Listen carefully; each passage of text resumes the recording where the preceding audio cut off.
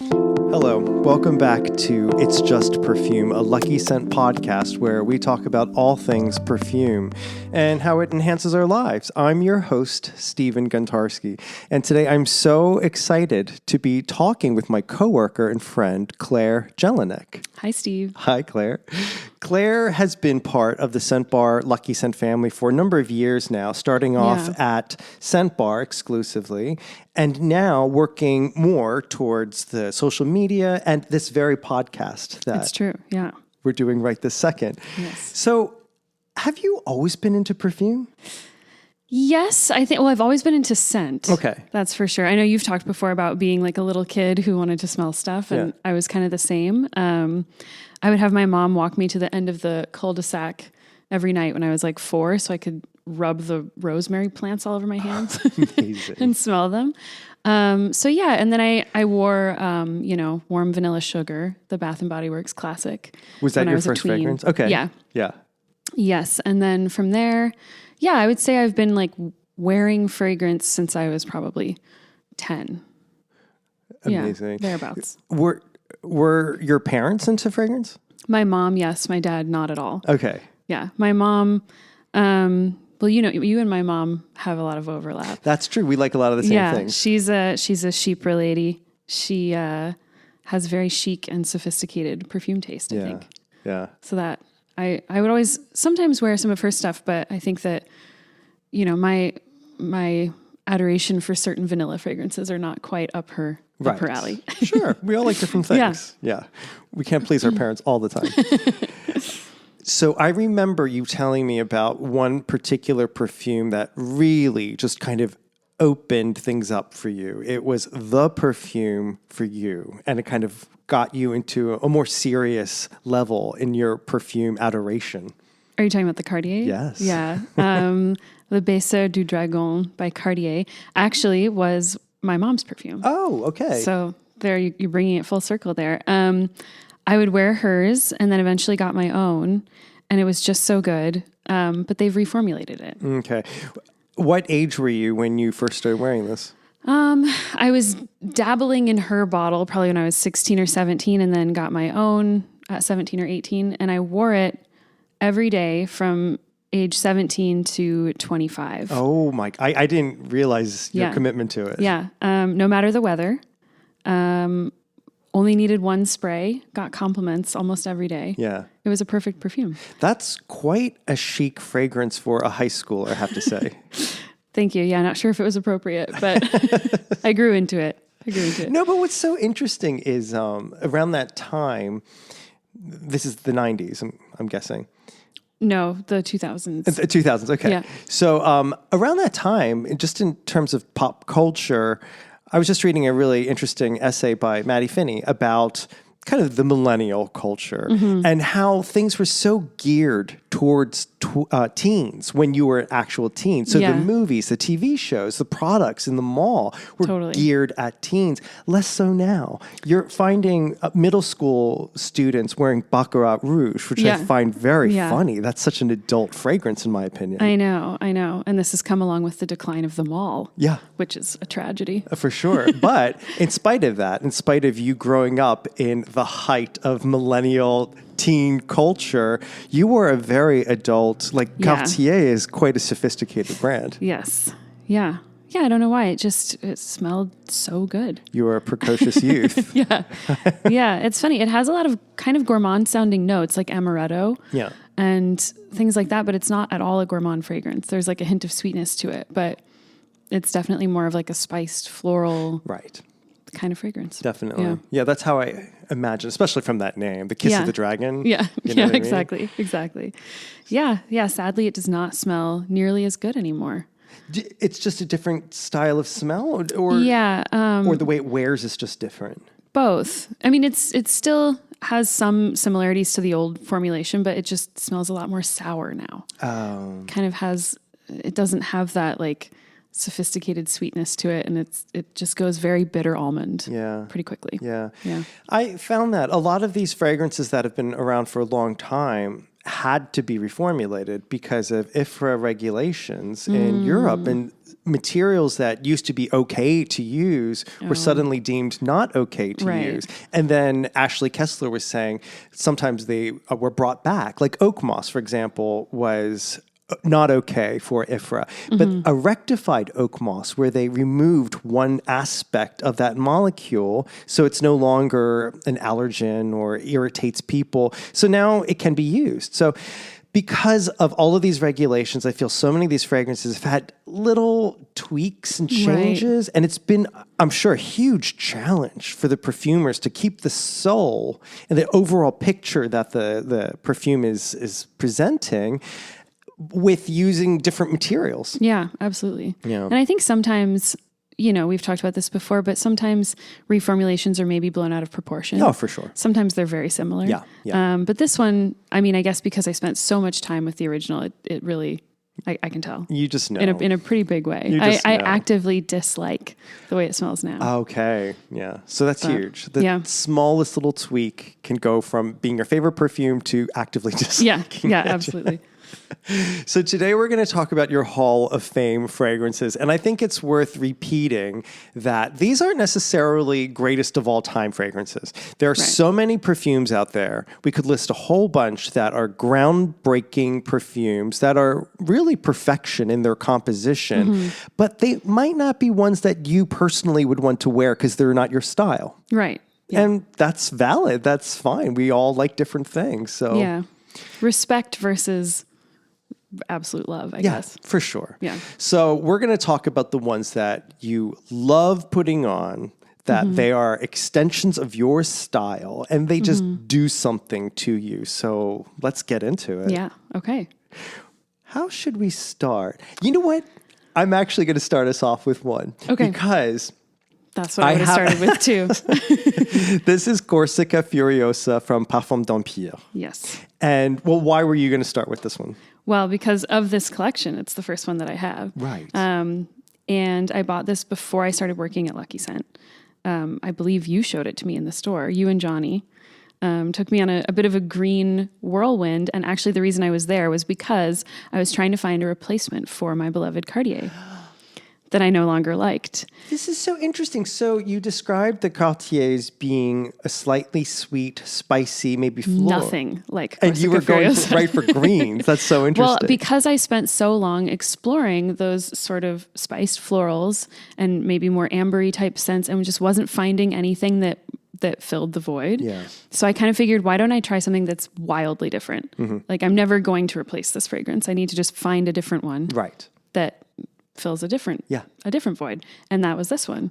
You guys made me several samples of different greens. And eventually I came back and I purchased Corsica Furiosa. I do love this one. It's so good. Yeah. I've never gotten a single compliment on it. Are you serious? I'm serious. But I think that's because it smells also so realistic. Yeah. Like it's very green. There's a lot of galbanum. To me, this smells like you're walking through herbs and grass that have been dried out by the sun. Like perhaps on a Mediterranean island. In Corsica? Absolutely. Yeah. Oh my gosh. I'm not even putting this strip to my nose, but I'm in this cloud of greenery for sure. And if you're not familiar with the smell of galbanum, it's a resin. I think it's from the mastic tree. I think so. Yeah. If I'm wrong, let me know. And it smells very bitter and green. Yeah. And I describe it kind of like the smell of sugar snap peas. This is very sugar. It reminds me of plants that when you kind of break a stem off the bigger stem, what I'm trying to say, and there's that milky sap in a green plant. Yeah. That sort of is what galbanum reminds me of. Something where you're like, I don't know if I should have picked that. Yeah. Definitely. Yeah, it smells so good. I feel like this one is very kind of warm weather, not necessarily more appropriate in warm weather, but it reminds me of warm weather. Yeah. And I think I love fragrances that do that. I think so. This has a very dry, sunny atmosphere. Absolutely. Oh, stunning. And just now, I got a little bit of wood in there, also a touch of floral. Definitely. How does it dry down on you? I don't think it changes a ton. A bit of that galbanum gets a little bit less intense, I think. But maybe a little bit softer, a little bit sweeter. But it does remain, like it has such a holy green character to it that it just keeps that going. I remember when I came back to buy this, it was you and Johnny again. And I told you I was buying this and you said, oh, good choice. Well, and I felt so good about myself. I obviously meant it. It's a great choice. But, I'm so ashamed of myself for not remembering this encounter. Oh, Steve, you help hundreds of people a week. I guess so. It's true. Don't even worry about it. That would have been in like 2016. Oh, my goodness. Or 17. Well, I'm just so glad that it worked out for you. Thank you. Me too. Yeah. And actually started a new journey for you because it wasn't long after that you started working at Scent Bar. It's true. 2018. Yeah. I think I started 3 or 4 months after Dana. Yeah. Oh, whoa. Time flies. Yeah. I know. Oh, my goodness. So I always think of you as being a green fragrance lover. I love greens. Yeah. You really do. I really do. Do we have any other greens on this? I didn't bring it. I do also love Paradisi. Yeah. We've talked about this one and it's in Dana's Hall of Fame as well. It's that to me versus Corsica. Corsica is so dry and Paradisi is so humid. Oh, talk about that. Like That's it's interesting. got kind of a greenhouse type quality. Yeah. It has guava and soil and patchouli and it just feels very wet. Yeah. I like wearing it in the height of summer, especially if you're like on the East Coast or somewhere humid. I feel like it really blooms in that kind of weather. Definitely. I remember, in fact, you are the one who opened my nose to that fragrance because of course I smelled it in the store. I show it to customers, but your birthday's in the summer and you had a little get together and we all showed up and it was outdoors. And I just remember thinking that you smelled absolutely amazing and I couldn't place what it was. Right. And it was Paradisi. Yeah. I remember that. Yeah. So good. Yeah. So after that moment, I just realized what Paradisi can do. Yeah. I kind of put it in the same category as maybe Baiser from Dias and Durga. Totally. I see Pulp, maybe? Yeah. From Byredo. Definitely. Yeah, I feel like it's, and those kind of feel very figgy to me. And I don't think that Paradisi is, but it still maintains, I see exactly what you're saying because it has that sort of like almost jungle quality to it. Yeah. I find fig very difficult to wear, even though it's a scent that I love. Yeah. But guava and tomato stem. And I get a little bit of like a tart rhubarb from all of those fragrances. Yeah, totally. But I'm with you. Something about Paradisi just gets it right. So all those notes just enhance each other. Yeah. And it's a perfect story. Yeah. That tomato, I'm such a sucker for tomato stem type scents. I love it. Yeah. Yeah. This is very interesting. I didn't know this was in your Hall of Fame. This is Lune Féline from Atelier des Ors. So this one actually, I feel like in some ways because I started my fragrance journey with Warm Vanilla Sugar by Bath & Body Works, this is almost like the closest I've come to a through line. I feel like I got really into those sort of like heavy, sweet, spiced fragrances. I started with vanilla fragrances and I will always love vanilla. Yeah. Yeah. And I do love a lot of gourmands, but I don't think that those are Hall of Fame for me because I just lean a little bit more less edible vanilla. Right. At the end of the day. Okay. I do love to dabble in a gourmand, you know. But yeah, this is the cardamom is so pretty. It's just so rich and resinous. Yeah. I don't know. I love wearing this one. It's also kind of the only one out of the group that is my most cold weather appropriate fragrance. Oh, it's amazing. And what's so interesting in this is that menthol or camphor. And so in combination with the vanilla, it has this particular effect that's almost like Carmex, the lip balm. And I love that scent. It's good. I love that scent so much. When I show this to someone who's new to it, sometimes it freaks them out a little bit because they think it's medicinal. But I find that in the dry down, the vanilla is so pure that basically it's a vanilla scent, period. It's not a medicinal scent. No, there's like a hint of a little bit of smoke or a hint of a little bit of Band-Aid, as sometimes we say in the store. Love that. But I agree with you. It ultimately becomes this very rich and chic vanilla. Wow. Today it's smelling especially good. Yeah. Maybe because I'm used to smelling this in the store. And here we don't have all those competing smells. Yeah. So it's giving a truer read. It can be hard to get a grasp on something in the store. Yeah. I never really, I mean, I have to credit Dana and Emmy, geez, for showing me Lune Feline. Sounds too much like Lune Feline, Emily. But we had it in the store forever and I hadn't really paid any attention to it. And the two of them got really into it. Yeah. And I was like, wait, I've been sleeping on this absolutely gorgeous vanilla. Gorgeous. I'd say in the store, this and Tehoto are probably the favored vanillas among the staff. Yeah, I think that's true. Yeah. I think that's true. The Gold Flecks. Yeah, it's sort of a Goldschlager perfume. Yeah. Absolutely. I was going to say something really highfalutin about it, but maybe Goldschlager is right. A little flask of Goldschlager. I was going to say, it makes me think of maybe going to a very, very fancy Japanese restaurant where they would put a little gold fleck of something on the dish, just I don't know, was part of the absolutely. edible experience. And then bring you a shot of Goldschlager. That's my favorite dinner. Yeah. Okay, so for the next one, I know this is a favorite of yours as well. It really is. Saskia by Grandiflora. Another humid fragrance to me. Absolutely. I love this one. It's supposed to smell like a flower shop. It's like inspired by the Grandiflora flower shop in, is it Sydney? Melbourne. Wait. Sydney. Actually, it's Sydney. Australia. You're right. The reason why I'm laughing is because forever I thought it was in Melbourne. And then when the owner of the flower shop, Saskia Havicus, was in Los Angeles, I said, oh, how do you like Melbourne? Blah, blah, blah. Of course, she's in Sydney. The whole operation's in Sydney. So I'm like, okay, I'm glad to know that. And here I am saying it's from Melbourne again. I've come full circle.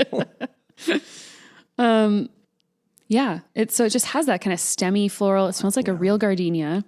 I think it has a petrichor note. It just is so damp to me. Yes. Those like Southern Hemisphere florals. Mm-hmm. And this is another one I didn't love right away. Really? Yeah, because it smelled like a caprese salad to me.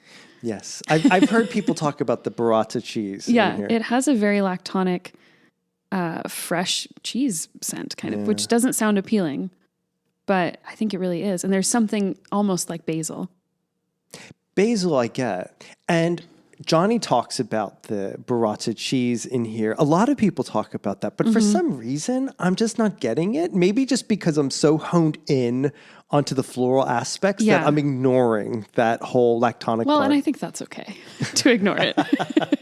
I mean, I get a lot more of the florals now than I used to when I first thought that it really smelled like that. But this is another one I love in warm weather. Yeah. Reminds me of summertime. Gardenia is one of my favorite floral notes. Me too. It's very hard to get right. And this one just hits it out of the park. Absolutely. Yeah, I love Melody de l'Amour and Belle Amour d'été. Like it took me a while to realize I love gardenia. Yeah. But that's kind of a common thread in a lot of florals that I like. Gardenia opens up your nose, your sinuses a little bit. Like the actual flower, I feel, does that. And so does this perfume. Yeah, it's so pretty. And like wherever I am, I try to grow gardenia. And on the East Coast, it does not work at all. It's not the right climate. No. It's more tropical, right? Yeah. It actually does very well in Los Angeles. Oh, okay. Yeah. So I have a little gardenia bush, but sadly, it bears very few flowers. And when I'm walking around the neighborhood, there are other gardenia bushes that are full of those florals. I'm like, how do they do that? I don't think that they're tending to it. I think it's just the right light. You want right it too much. Yes. I'm loving it too much. You want it too bad. That's gorgeous. Yeah, that's interesting. Maybe your plant isn't mature enough. It's just not in the right spot. I'm pretty sure of that. Yeah. Another thing about this perfume that I find so interesting is that the perfumer who did it is Christophe Laudemiel. And he's a very well-known, very highly esteemed perfumer. And he did one of my all-time favorites, which is Fierce for Abercrombie. Oh, a classic. Yeah. And I think it's astounding that the person who did Fierce did Saskia. I know. I mean, they're That's crazy. so different. I never knew that. But I love that fun fact. Yeah. Because Fierce is a very nostalgic scent to me. I just love that. I had a friend in high school who worked at Hollister, which had its own line of similar fragrances, I believe. They're the same company, right? Yeah. And she said that every night when they closed and every morning when they opened, they had to spray all of the clothes with the fragrances. Is that Which is why you get it wafting throughout the mall. See, I thought they actually pumped it into the air. No, it's just high school students spraying it into the air. That's amazing. Yeah. And one time I was at the Beverly Center before all the stores were opened, and I watched the woman at Bath and Body Works raising the gate and spraying some fragrance in the 20-foot vicinity of the opening of the store. Oh my God. So it's as simple as that. It's as simple as that. Yeah. It was like watching the sausage being made, but it's like, how do they get it in the air? Oh, they literally just spray it. Yeah. Okay. Got it. They put it there. These are trade secrets. Yeah. Yeah. Spend enough time at the mall and you'll know all of them. Sure. You love the mall, right? I love the mall. Me too. Do you still spend time in the mall? Not as much. I don't feel like the malls in, this is going to be a controversial thing, but I don't feel like the malls in Los Angeles quite scratch the itch like I need them to. I know, because it's a suburban thing. Yeah. I think the deeper you go into the valley, the better they are. Yeah. I'm sorry, I'm not that interested in an outdoor mall. Yeah, I'm with you. Yeah. Yeah. I like plants inside. Yeah. With skylights. Skylights. Kind of like fake marble. Yeah, a fountain. A fountain, absolutely. I want it to be borderline depressing. That's where you really kind of reach the sublime when it comes to the mall. I think we talked about this, but I have this weird guilty pleasure where I like to watch videos on YouTube of abandoned malls. Oh, I love abandoned malls. So good. Yeah. It's like we feel like archaeologists, but the weird thing is we actually remember the glory days of these spaces. Absolutely. Yes. Yeah. I'm from Albuquerque, New Mexico. Yeah. And they filmed that movie Mall Cop there in one of our malls just because it was not abandoned, but there were 4 stores in it. So they were able to shut it down for however long it took to film. Yeah. I would be so proud of that fact. I know. Well, here I am telling you about it. This, I had no idea, was in your Hall of Fame. Holy Hell by Universal Flowering. Yeah. I love this fragrance. Tell me about that. So we talk about it in the store sometimes as smelling like hose water. I get hose water. And it definitely kind of does. Yeah. But it also has a little bit of a chlorine thing. Like it smells like water to me in a lot of ways. And the brand has... their description of it is the last hot day that you spend at the beach in the summertime. So you're packing up your cooler and you're putting the melon back in the cooler. There's sand on your skin and you smell a little bit like sunscreen. And you get in your car and your skin kind of sticks to the seats and you turn, the AC isn't working, so you roll down the windows, I'm not always that into a brand story for a fragrance, but that one really kind of made this fragrance click for me. Yeah, yeah. And I was like, that is what this smells like. It triggers the nostalgia for you. Yeah. I love a nostalgic perfume. Yeah, absolutely. And I love a summertime perfume. Yeah. And this really does, it kind of has a copper tone note, they say. Yeah. And it just smells kind of sandy. There's a bit of neroli. And it smells like the beach. It smells like a swimming pool. And it smells like hose water. Somehow all of them. And I just love it. Loved that so much back when we were kids or teenagers and you actually had a summer break and it was so long. Yeah. I remember that feeling in July when it was super, super hot and humid. And it was completely fine because you knew there was at least one more month left of vacation. Yeah. And that was freedom. It just felt so amazing. Totally. This is interesting. Today it smells more floral and less hose water. Yeah. Yeah. And I think when you wear it, or at least when I wear it, more of that neroli comes out. There's a little bit more of an orange blossom thing. Do you know what I get from this? The red magic marker. Oh, you love that. Let's get you one of those marker sets, Steve. I loved that marker set. I wonder if they still smell like that. Yeah, good question. I had them too. I loved those. Yeah, yeah.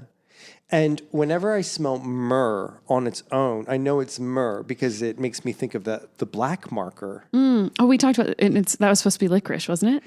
I guess so, yeah. I think Yeah, so. yeah, Not that it necessarily did smell like licorice, but yeah. That's very nice. This fragrance is so dreamy to me. Yeah. So What occasion would nostalgic. you wear this fragrance? Like, when would you reach for that? August. Okay. I tend to wear this less for an occasion and more for like a couple weeks at a time Okay. in August or September. Yeah. And it's still very hot here in September. Yeah. I think when it's, kind of height of summer, but not the beginning. Right. When you're more likely to have a warm evening Okay. is when I want to wear that fragrance. Nice. So this is bringing the humid into the LA heat. Yeah, a little bit. Yeah. Yeah, I just love these fragrances that smell like summer. I realized that as I was compiling this group. It's like, well, that's kind of what they have in common. I love that. Yeah. Well, it makes so much sense. Your birthday's in the summer. It's a special time of the year for you. Yeah, it's true. I'm a Cancer. Yeah. So I'm a sap. Interesting. And maybe that's why you like the humidity so much in the fragrances, because crab needs to be near water. That's true. And I grew up in the desert, so I'm just scrabbling for any moisture Scrabbling wherever I for can the get moisture. it. That's amazing. Now, I know you had a hard time coming up with your fifth because a lot of them kind of came up into the same ranking. So Yeah. how do you choose among them? Yeah. And we're going to talk about the other ones too, the runners up. But if I made you choose right now, the Oh my fifth God. in your Hall of Fame, what would it be? It's so hard to say. I think I'm going to say jasmine tea. Okay. It's also closer to me. I can reach it, but I in this moment, it's what I want to smell. Yeah. So I'm going to go for that. It's just, we've talked before about Imperial Tea by Yes. Kilian, Yeah. which is another one that I got before working at Scent Bar. Yeah. And We which bonded over this. We both love that scent. such a good scent. And this is the closest thing to it, I Yeah. think. But I kind of think it's better. Oh, that's so good. I love a fragrance that is not necessarily thin or sheer, but watery. You know what I mean? Like, I feel like this is a little bit mouth-watering. It smells really like jasmine green tea or jasmine tea. This fragrance has so much texture. Yeah. It's really beautiful. It's in keeping with the moisture theme. Yeah, yeah. Yeah, so I much love texture. It's a little earthy and indolic, but it's not crazy. Yeah. And I love the scent of jasmine out in the world, the scent of a jasmine plant. And there are so many beautiful jasmine fragrances, but oftentimes on me, they go a little fruity. And I really don't care for that. Yeah. So this never does that. This maintains that tea element to it, Yeah. which I think kind of really balances it. Yeah. Tea, I feel, brings a wonderful vegetal quality to a scent. And I love that. It's very calming. And it's just such a nice contrast to the sweetness of the jasmine. Yeah, I find this fragrance very just sort of effortless but interesting. Yeah. I remember with Imperial Tea from By Kilian that there are moments where I felt like I was getting a slight chocolate note. It's kind of like a phantom chocolate effect. Interesting. I need to revisit it. Yeah, yeah. I think I was just imagining that. It's a phantom effect. But I don't get from this one, even though in other ways they're incredibly similar. Yeah. I think this one's a little heavier than Imperial Tea as well. Yeah, Imperial Tea to me was really ephemeral. yeah. Yeah, so I guess that's my official, unofficial fifth. You know, I can't explain it, but these 5 hang together very nicely. They do. Yeah. I feel like Loonflene's like slightly the outlier, but she deserves to be there just as much. Yeah, yeah. the Because rest. all of these fragrances have so much subtlety going on. Even the Saskia, which is obviously telling a gardenia story. Yeah. Within that story, there are so many through lines. There's so many different angles of that scent. Totally. So all of these have so much nuance and so many like mini stories within the perfume. Yeah, I love them all. So what I was really considering making my fifth Yes. was Blanche Bête by Liquide Imaginaire. I love this fragrance. Yeah. I don't know. It's and I think that this one, not in any kind of bad way, it doesn't go with the other ones quite as much. Yeah. But it's a floral gourmand. It's tuberose. There's kind of a coconutty note to it. And I feel like, I don't know, I think there's something kind of like sesame or tahini in this. So it's really unique. So like a nuttiness? Yeah. I think so. This is very popular with the ladies. It is. Yeah. Yes. Like most of the women who work at Scent Bar are into this fragrance. And I know a lot of my friends who are women are too. Yeah. Because it's an instant like for so many people. Yeah. Gia, who used to work at Scent Bar, showed me this for the first time before we carried it. Oh, there's so many pretty things really going special. on. Yeah. And this one's more of kind of more of a perfumey perfume. Yeah. Not in a classical structure way, but it doesn't smell as much like something you find in nature. Components of it, yes, but oh my goodness. Little scent memory. My grandmother lived in Boston and we were in Pennsylvania. She would send the best care packages, really good.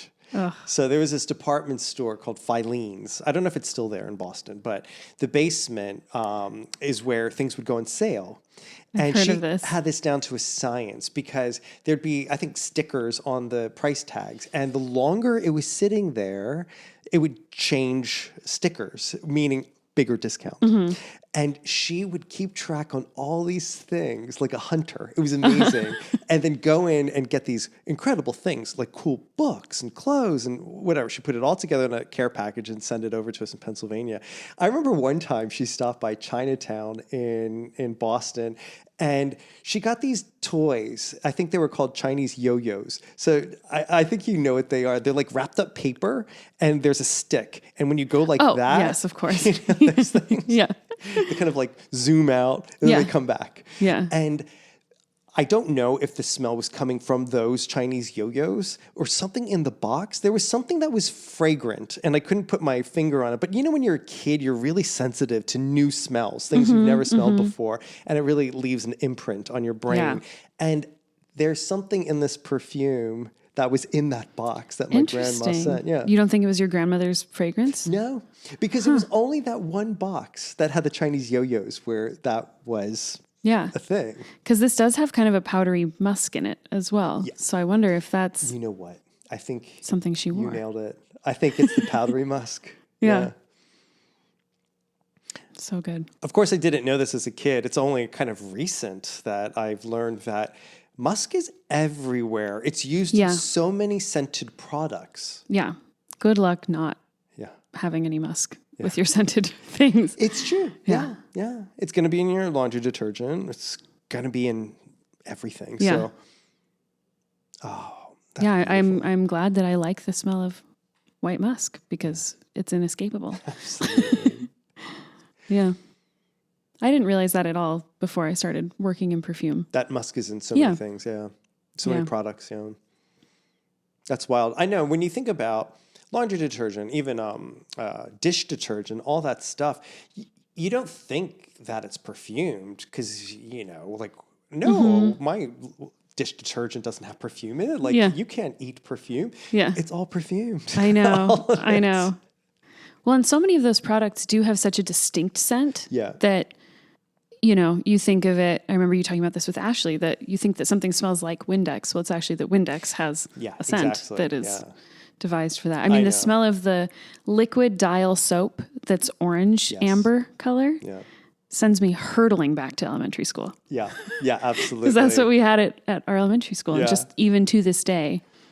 Because nothing else smells like that dial soap. No, I know. And for me, it's Palmolive. You just kind of assume that Palmolive liquid detergent was born that way. Yeah. With that smell. Beautiful. You know what? Before we go to some of the other runners up, I asked you to choose one fragrance that is not available in Luckyscent or Scent Bar. Yes. And to include that into your Hall of Fame. Do you have a lot of fragrances that are civilian fragrances that are not part of Luckyscent in your collection?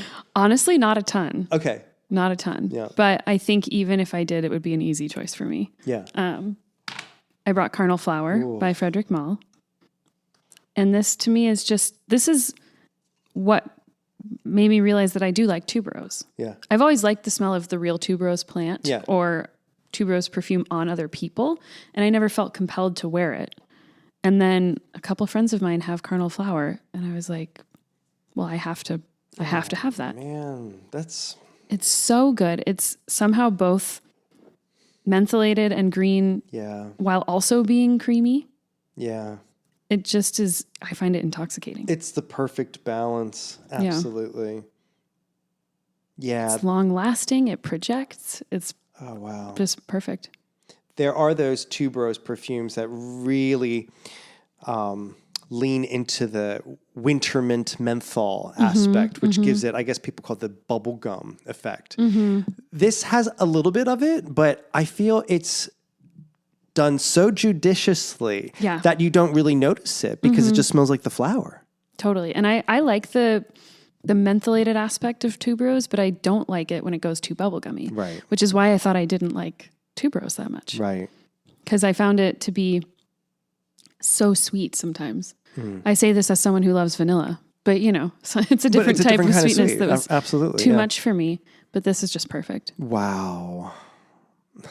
Every time I smell this, I say, wow. Yeah. And then I forget how good it is. And then I smell it again. Yeah. It's just stunning. You should put some on. Oh, I think I'm going to. This is a tenacious perfume. It is, yeah. Put this on and it's on forever. Yeah, it is. Normally, for me, that's not a good thing. Right. But in this case, I'm happy for it to stick around. Yeah. Yeah. Absolutely beautiful. Do you wear any other fragrances from Frederic Malle? I was just about to ask if you wore any Frederic Malle. Okay. No, this is the only one that I have. I really love En Passant. Yeah. Love Olivia Giacobetti. Yeah. And I love Lilac. Me too. So I feel like I need to have that one at some point. But no, this is my sole Frederic Malle. What about you? I have, it's called Une Rose, but now it's called Rose Tonnerre. Okay. I don't know why I changed its name, but it's a really beautiful, fruity rose. Okay. Just so Didn't stunning. you get that in the last few years? Or no, I've had that one. Oh, you've had it for kind of a long Okay. time. Yeah. Never mind. And Ronnie, who is in the Scent Bar family, just recently acquired a bottle of Fleur de Cassis. So pretty. It's so pretty and so interesting. I know. It's really delicate and Yeah. cool. I like that one. What an interesting scent. Yeah. Okay. This is Profumum Roma Aqua Viva. Yeah. I didn't know you had this in your collection. I love this scent. I'm not really a citrus girl, but I make an exception for this. I mean, I don't dislike citrus, but it's not what I go to. This is just the perfect lemon. And when you wear it, it dries into kind of a lemon candy. It just, it makes you realize the whole aromatherapy thing of citrus making people kind of happy. Yeah, yeah. I feel like I get that when 100%. I smell this. Yeah. It's just fresh and easy, breezy, really hits. I've noticed that most of these fragrances have these very realistic, natural references. Yeah. So you're kind of a nature girl. Yeah. Can't you tell by looking at me? Of course. Let's go hiking after this. Yeah. Okay. Yeah, I think that's true. I like things that smell like nature. Yeah. That I can wear while being inside at the mall. Definitely. What fragrance do you put on when you want to feel dressed up? Oh, good question. Let's call it the glam. The glam? Claire. Yeah. Well, oh gosh. I do like French Affair. From Ex Nihilo. From Ex Nihilo. Yeah. It's very sophisticated. Very sophisticated. Yeah. Sort of a peppery. That's another one my mom and I have in common. She wears that one. Yeah. Well, she's a sheeper woman. She is, yeah. I love that one. I'm trying to think. I mean, I love Lune Feline. That to me is daytime and nighttime. Yeah, for sure. Glam and not glam. Yeah. But glam is a state of mind. Yes, it is. Absolutely. But yeah, I remember we were going to do an employee questionnaire on special occasion fragrance. Okay. I mean, I think we still will, but that was the hardest one for me. I was like, I don't actually know. Yeah. Oh, you know what I think is really glam is Hayal. That's very glam. That's, like basmati rice and jasmine. Yeah. And I think I also would love to wear that for a night out because it really doesn't change much on my skin. So I think if I wear it for the daytime, I get a little tired of it by the time night rolls around. That one has a lot of presence. It does. Yeah. Yeah. I actually remember smelling it on you. Yeah. Probably. We were in the parking from lot. 20 feet away. Yeah. And I thought, wow, you smell absolutely amazing. But from a distance, I wasn't getting so much of the basmati rice. I was getting a creaminess, but mostly it was telling a floral story. Yeah, it's very jasmine. Yeah. Yes. Yeah. Yeah, I love that one. That is pretty incredible. Do you have a go-to glam? I have several. I feel like your perfumes skew glam. Maybe. Right? Maybe. Yeah. Come to think of it. But, I think of them as my going to dinner scents. Yeah. You know what I Yes. mean? And it's actually very interesting because I have two that come into mind. And the second one is actually going to be this right here. Oh, so we I both know. have This that in one's really common, glam. But the other one that I love to wear is from Celine. It's called Reptile. Oh, so good. And when I wear that, I just feel like I'm that guy. Yeah. It does something to me Yeah. psychologically. That one is so good. Yeah. Celine fragrances in general, the ones that you have are A lot of good ones. so good. Yeah, definitely. Yeah. But this gives me a very similar feel. Yeah. This- Orpheon by Diptyque. Orpheon, One of my other runners up. definitely. It's Why did so you pick good. this? Yeah. Well, I feel like it's pretty different from my other picks. Yeah. And from my other perfumes, I feel like there's something familiar about it. It's not like there aren't other fragrances that sort of come close, but I don't think there are very many that smell a lot like this. No. It's the notes don't make a ton of sense to me compared to how it smells. Yeah. They don't mention anything soapy. Okay. And I get a lot of It's very soapy. Soapy. Yeah. but it has kind of also woody notes. It's supposed to have a bit of like tobacco smoke. But yeah, I find this one super sophisticated. And when I want to wear this one, it's the only thing that will do. I feel like. I wonder if it has iris, because I feel that it has this That dryness. The dryness of iris, definitely. Yeah. And also in Diptyque's collection, they have Fleur de Peau, which definitely is iris. But I feel that there's a slight crossover between those fragrances. Yeah, this has definitely more heft than Fleur Yeah, de Peau. absolutely. This one has serious presence. Yeah. And it really does. Staying power. Yeah. It really does. Yeah. Yeah. Orpheon is it feels very serious. It's serious. It's so Do serious. you know what? I'm realizing I like serious fragrances. You do like serious. Yeah. You do. I take Mine them have seriously. a touch of silly, I think. I love that. But yeah, you do like serious fragrances. Today, I kept, because you have this on today. Yeah, I do. And I kept getting whiffs of it. And I kept saying, Claire, you smell like freesia. You smell like freesia. and I think we figured out why that is. And Yeah. I actually think there is something in here that has this wispiness that the smell of freesia has. But then tell me your secret. Oh, well, I'm also wearing the Kai body lotion, which, though Kai is a gardenia scent, I find that the lotion in particular smells like freesia. Yeah. And I have a Phrasia by Diptyque, which I thought about bringing, actually, but we will be carrying that soon. And it's so pretty. I love the smell of freesias. Those are probably my favorite smelling flowers. Me too. And it's very hard to find a freesia perfume. Very, very hard. Like almost impossible. And Euphrasia, I think, is the closest, and it still isn't quite exactly it. Yeah. But it has a very green freshness to it, and that kind of overlaps with the Kai body lotion. Yeah. Things just come in and out with fashion. I remember in the 90s, there were a bunch of freesia options. Like that's kind of when I was introduced to the idea of freesia perfume. And I don't think it was Crabtree and Evelyn per se, but I feel that there were stores that were kind of mall stores that had a freesia perfume. For sure, yeah. And there are a whole bunch that I liked, but it's like carnation now. I'm obsessed with carnation and fragrances, but it's not in fashion. It's very hard to find a carnation forward fragrance. Yeah, I was going to say, well, similarly to carnation, freesia's in a bunch of stuff. Yes. But it's not the star. Right. And I want it to be... Let's make it the star. Yeah, exactly. Same with carnation. I love the smell of carnation. I wonder if we should blame Miranda Priestley in Devil Wears Prada. Because, there's that part in the end where scene? she's like, do I smell freesia? Oh. Yeah. If I see Frisia, I'll be very upset. So maybe what she did to Frisia is what Sideways did to Merlot. You know, after that movie, you couldn't have Merlot anymore. Maybe that's true. God, the impact of movies. Take it up with Meryl. Yes, it's true. I want to ask you one more question. Yeah. What's on your wish list? If you're going to add to your collection, what do you think is going to be next? Oh my God. That's so This is hard. I know. It's an agonizing question. That's so hard. Shouldn't be that hard, but it is. Well, you know what? Like a month ago, I was like, this is the weirdest thing. I don't think I really want anything. Isn't that weird when that happens? Yeah. Yes, I feel unmoored. Check my pulse. I have a constant sense of vertigo until I have something else I need to buy. No, I can't. Do you know what? At this very second, Claire, you are complete. No, that can't be. That can't be. But you know what? I'm so glad I know. didn't ask myself this question because I actually don't have anything on my wish list right now either. Really? Yeah. That's crazy. God.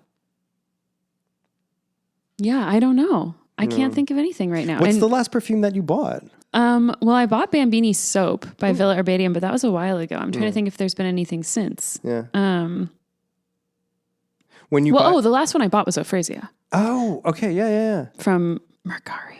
So it sounds like you're like me in that when you buy a fragrance, it's something that kind of is in your mind for a while. I have to let it percolate. Yeah, me too. Yeah. I also, another thing, I've talked about is the fickle nature of perfume. You know, sometimes you fall in love with something for a day. Yeah. And then you realize it's not quite what you're looking for. Yeah.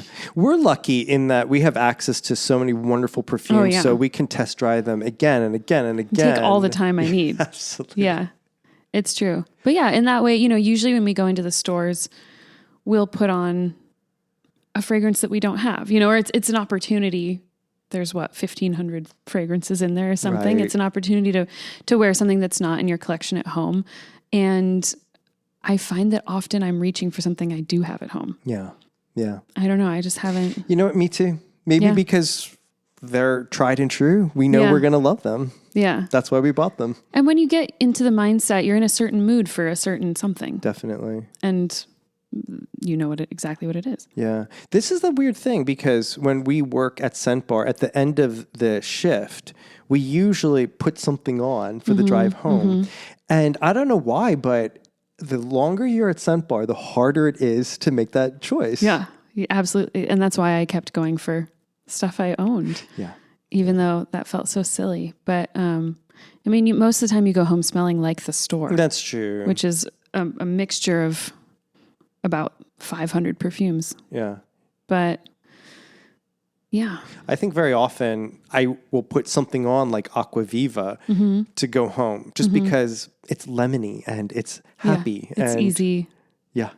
I think I found a lot of the time at the end of a shift, I didn't really want anything challenging. Right. Like that was not my time to try out a serious perfume necessarily. Right. I'd be like, let's go for just a couple simple notes. Yeah. That are nice to smell because I am exhausted and not require too much attention. Yeah. Yeah. Exactly. Just fantastic ambient smells. This has been so much fun. This has been fun. Yeah. I feel like I know so much more about you. Well, perfume is so revealing. It is. Yes. So for you listening and watching, we're going to be doing a lot more of these. The thing that we all have in common on this Scent Bar Luckyscent team is our inability to choose 5 fragrances that we love. Because we just love perfume so much. We do. So tune in the future. We're going to meet new people, find out what they love, as well as the other things that we do, talk to perfumers and other people involved in the perfume industry and just kind of learn about this whole world. It's fascinating. Yeah. Thanks for having me, Steve. No, thank you for coming. Thanks for listening, and we will see you next time. Bye.